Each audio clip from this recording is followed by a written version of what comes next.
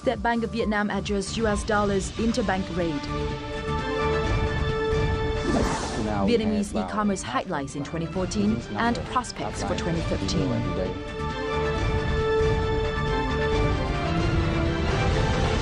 Hello, this is Linh Hương from Hanoi, and good to see you again on another episode of Bizline. As usual, we'll start with several highlights in the economic scene for the past week.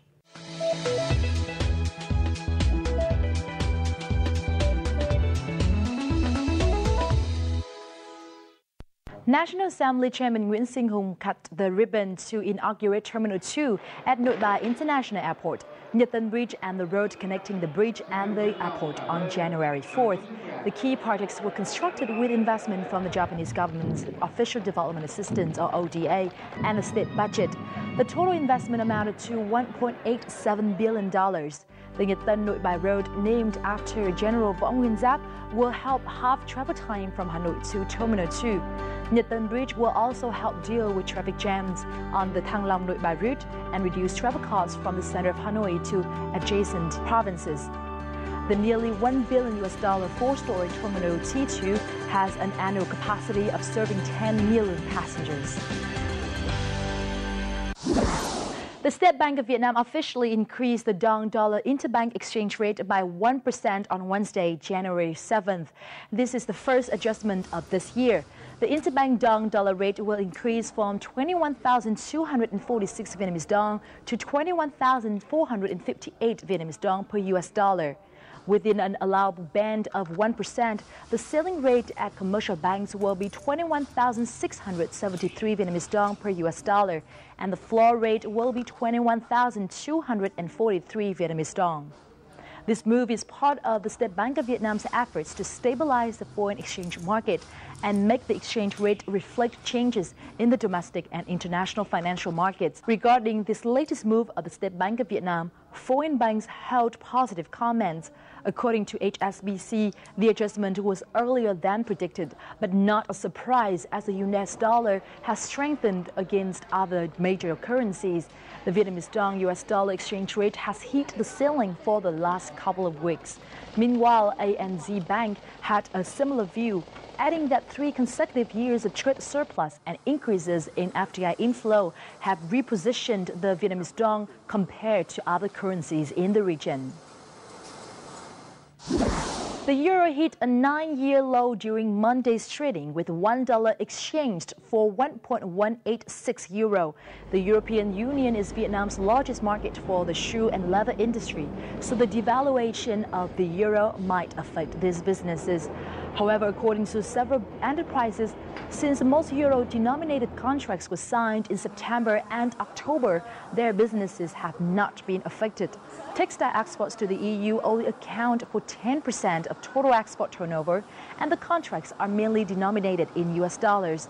That's why these businesses have not been affected by the devaluation of the euro either. However, if this trend continues, Vietnam's export activities might take a hit. The State Bank of Vietnam has permitted the National Money Printing House to produce gold bars and gold souvenirs. This is in addition to its traditional task of printing paper currency, minting coins, and producing other currency papers. The National Money Printing House will also be allowed to create molds for minting coins and design paper currency. The new function follows a recent decision of the State Bank of Vietnam, which amended and supplemented articles on the organization and operation of the National Money Printing House. Prior to this regulation, the Saigon Jewelry Company was the only company allowed to produce gold bars for the central bank. Retail petrol prices were cut for the first time in 2015, falling by 310 Vietnamese dong per liter from 4:30 p.m. local time on January 6th, according to the Vietnam National Petroleum Group, or Petrolimex. Following the reduction, petrol RON 95 now costs 18,170 Vietnamese dong, or $0.85 US per liter, while petrol RON 92 cost is 17,570 Vietnamese dong per liter. Diesel and kerosene prices were also cut by 360 Vietnamese dong and 290 Vietnamese dong, respectively. Following rambutan and dragon fruit, the U.S. Department of Agriculture has given the go-ahead for imports of Vietnamese lychee and longans.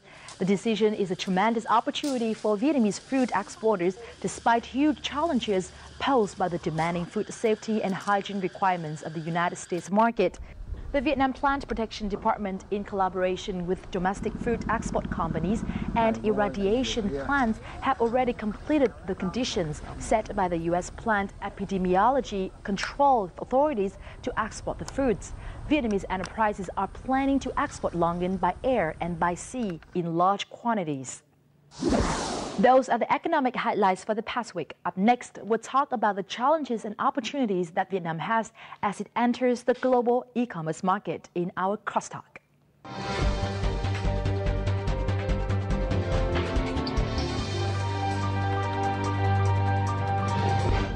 Vietnamese e-commerce sales are expected to hit more than $4 billion in 2015, according to a recent report by the Vietnam E-commerce and Information Technology Agency, or the VESITA, under the Ministry of Industry and Trade. Although the figure is more than double that of 2014, experts say Vietnam's e-commerce market is still underdeveloped compared with its potential. In our crosstalk this week, we will discuss the current state of the Vietnam's e-commerce market and the outlook for the 2015 with our special guest, Dr. Nguyễn Văn Thoan from the Vietnam E-commerce Association, or VCOM. But before we hear from him, let's take a look at the following clip. Vietnamese e-commerce experienced a boom in 2014, with revenue rocketing to $2.2 billion, a rise of more than 300% from $700 million in 2012. According to the Vietnam E-commerce and Information Technology Agency, Vietnam ranks 7th in Asia and 18th worldwide in terms of internet usage. Of its population of 90 million, the country currently has 41 million internet users and 30 million online shoppers. In 2014, one of the most notable efforts by the Ministry of Industry and Trade to boost e-commerce was the first ever Online Friday event, offering discounts for over 3,000 products from 1,000 businesses and generating $2.7 million in revenue. E-commerce is also an attractive sector for investors. In 2014, the German firm Rocket Internet poured an additional $250 million into Lazada, which operates throughout Southeast Asia. Meanwhile, the Vietnamese giant Vingroup recently announced the establishment of the $50,000 e-commerce company VinEcom. In December 2014, 3 Japanese enterprises jointly invested in Sendo JSC, which operates the e-commerce sites 123more.vn and Sendo.vn. Well, thank you very much for joining our program. First of all, e-commerce is no longer a new concept to the management, the consumer, and enterprises in Vietnam. And Vietnam's e-commerce market has not only made a lot of progress in terms of quantity, but also quality. What Vietnam's e-commerce market has gained so far? E-commerce in Vietnam has developed over the last 10 years since we have electronic transaction law passed by National Assembly. Up to now, nearly 10 years, we see a lot of progress in terms of quantity and quality, especially in 2014. The number of businesses using application of e-commerce increase every year. Up to now, we have about half of business number applied email every day, and they have e-commerce website for electronic transaction. Besides using the website for e-commerce transaction, they move to the next level using the government services online like tax declaration or custom declaration, even in import-export. A lot of transaction transaction is used provided by the government, and about more than 10% of business using e-marketplace, and more than 30% of business using marketplace evaluate that the government transaction is useful and effective for their business. In terms of quantity, the business now focus on specialized application of IT in their management or function inside the business. Nearly 90% of business using account software, nearly 60% of business using human resource management software. And recently they moved to 3 key important applications of IT and e-commerce in their management and production, from managing their supply chain with e-supply chain management software and enterprise resource planning, and also customer relationship management. About 26% of business are considering using these three key of important software packages in their management and production. They also tend to connecting the information system with their partners, even with their suppliers and customers, to improve and collaborate to improve the efficiency of production efficiency and providing the services with higher quality. Foreign investors have invested hundreds of millions of US dollars into Vietnam's e-commerce market. So what are the reasons why they are so interested in this market? Our market is quite potential because in terms of internet user and smartphone user, we have about 36% of population is using internet quite regularly. With a population of about 90 million, we have quite big market, potential market for that foreign investor can see. About 30 million internet user, less than 50% ever purchase something online. So we have another 50% very potential in the eyes of foreign investor. It shows a chance over 10 years that foreign investor started to change the form of investment into the market. In the first early years, they only buy the stocks. About 20 or 30% of the leading companies in Vietnam, and now they change from indirect investment to direct investment by setting 100% of foreign invested capital companies in Vietnam. Small and medium retailers are also looking to expand their online sales. To assist these transactions, many solution providers have been established over the past few years. Established in 2012, DSiêu.vn offers online listing space for fast-moving consumer goods. Retailers list their products on the website, and the company will process the order and provide a logistics service.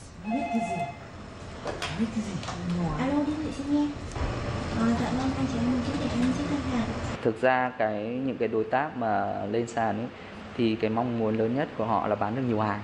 Đó, bán được nhiều hàng thì đi siêu thị giúp họ là một cái kênh phân phối trực tuyến chuyên nghiệp. Đấy, và một kênh lớn, có một cái tập khách hàng lớn rồi. Cái mong muốn của đối tác thì đi siêu thị đã đáp ứng được cái phần đấy, tức là mang lại khách hàng cho đối tác, mang lại doanh số cho đối tác, và cái lớn hơn nữa là giúp đối tác cắt giảm cái chi phí doanh nghiệp, mang lại lợi nhuận lớn hơn cho đối tác. In addition to its brick-and-mortar facilities, the store also uses DSiêu service to expand its online presence. After customers place an order on the website, the store simply packs up the order, which the website's employees will pick up and ship directly to the customer. Và chúng tôi kỳ vọng rằng là ngoài cái việc mà phát triển theo cái kênh truyền thống là kênh mà khách hàng đến tận nơi, thì mua hàng qua mạng và bán hàng qua mạng là một cái kênh phát triển tương đối tiềm năng.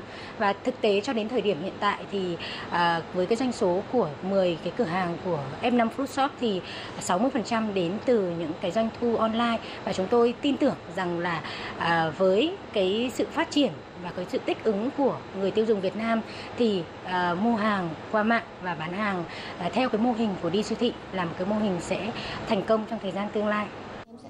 Solution provider DKT's main product is BizWeb, which helps the company's clients establish an e-commerce websites and assist with logistic needs, including payment and shipping.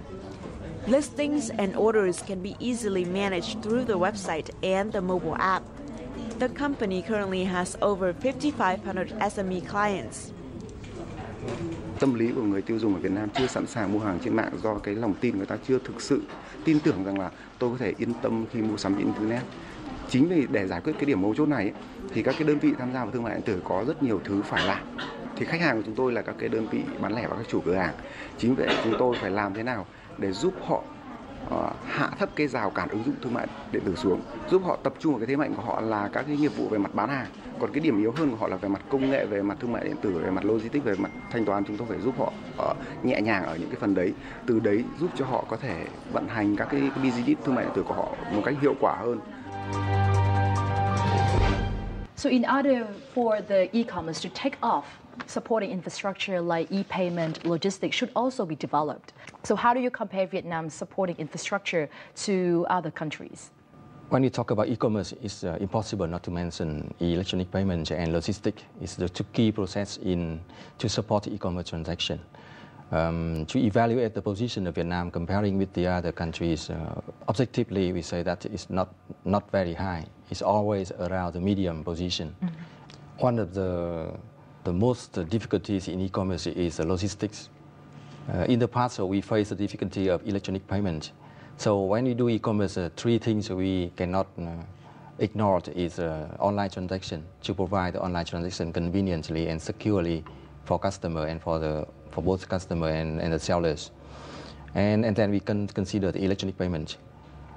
Over the years, we have successfully implemented online transaction and electronic payment for e-commerce, for most of e-commerce transaction.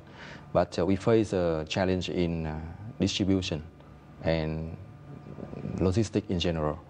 So when we can sell the product online and get the payment, the sellers and the buyers still face the difficulty to receive the product, especially physical products, in time, right place, and at the right cost, as low cost as possible. In 2014, we have seen a lot of efforts from both business and government to facilitate the logistics in terms of e-commerce, with the joy of the logistic market from several dozens of companies. But we really need leading companies to provide the service as the key leader for the market.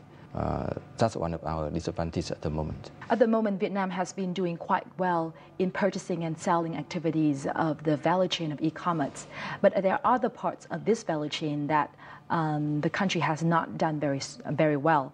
So what are the weaknesses of Vietnam in order to be effectively developed in other areas of this value chain? Because over the years, we focus on so many fields of e-commerce, from infrastructure to the legal environment and training the human resources. Besides, we developed a lot of e-commerce business model. And by scatter or dividing the investment in so many fields of e-commerce, we do not have the key or the leading companies to lead the market to provide the value for the others. One of the weaknesses we can see quite clearly is we lack of high skill and professional human resources specialized in e-commerce. Even universities, colleges, and other organizations try to train e-commerce experts or e-commerce specialists over the years. But by the nature, e-commerce develops quite fast. Mm-hmm. But to train a good professional e-commerce takes a lot of time, because e-commerce is a combination of technology and business and management. And so in order to get a good or to train a good professional in this needs a long time and long-term investment. 2015 is forecasted to be the year of mobile commerce in Vietnam, with the rise of smartphones, mobile internet, and consumers' increasing demand for convenience. According to reports, 36% of the Vietnamese population owns smartphones and 5% own tablets. Joma Bakery Cafe's menu is listed on popular websites, including Foodpanda. Its customers can place an order through Foodpanda's mobile application, and the cafe fulfills the orders and ship it to the customers. Cái cách gọi đồ ở trên các trang web trực tuyến hay là trên ứng dụng điện thoại di động thì họ cũng có các hình ảnh rất là gần như là rất là đúng đối với các món ăn mà mình gọi về, và họ cũng có cái thời gian giao hàng hợp lý. Thì mình rất là thích khi mà sử dụng trên ứng dụng điện thoại di động. Nó gọn nhẹ, nó tiện lợi, bởi vì là mình thì hay sử dụng mang theo điện thoại bên người. Với điện thoại thông minh, thế hệ thông minh như bây giờ thì mình cũng có hoàn toàn đầy đủ các cái internet. Mobile transactions also have the advantage of locating customers through GPS, which allows location-based services to reach their customers. The Grab Taxi app, for example, allows customers to request rides, locate and communicate with taxi drivers. Chúng tôi sẽ quét những cái tài xế nào mà gần với khách hàng nhất, và duy nhất là có một tài xế có thông tin của khách hàng để gọi điện thoại tới xác nhận và đến chở khách hàng đi. Còn riêng khách hàng thì họ sẽ được kết nối với tài xế, thông qua là họ sẽ biết được cái biển số xe, rồi số điện thoại với tên tài xế sẽ đến chở mình. Cái việc mà biết cái số điện thoại tương tác với nhau cũng khiến cho cái việc liên lạc với lái xe có thể dễ dàng hơn. Giả sử như là chúng ta bị quên một cái đồ gì trên xe thì cũng có thể dễ dàng lưu được cái số điện thoại đó để có thể liên hệ trực tiếp với lái xe.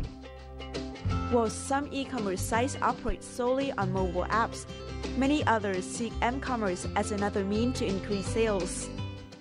Về mặt công nghệ thì đi siêu thị sẽ phát triển cái phiên bản trên mobile để cho khách hàng có thể tiện lợi hơn, mọi lúc mọi nơi sử dụng mobile được để mà đặt hàng. According to the Vietnam E-commerce and Information Technology Agency, 28% of websites visits came from mobile devices last year, but m-commerce only accounted for 13% of transactions. However, experts say that the rising number of smartphones and tablets users increases this market's potential.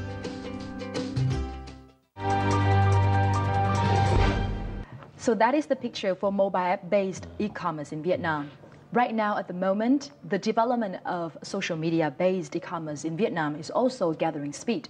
Do you think that this trend will continue in the years to come?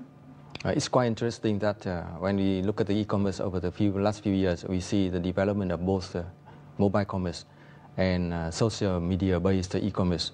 Because we can see that a customer, when they use mobile devices like smartphone to buy something online, it's quite easy for them to share the information. If they have some good experience, for example, to share with their relatives and friends through the social media like Facebook and the other social network. So mobile commerce is quite developed together with social media. But in Vietnam, we have some problems. Not only the good side of selling something on social network, especially, for example, in Facebook and in the forum. When we advertise and sell some products freely on the social media, we lack of regulation, and that can lead to beside a million of successful transactions, positive transactions. With good quality and service, we have only a few, and even a few is enough to damage the image of e-commerce.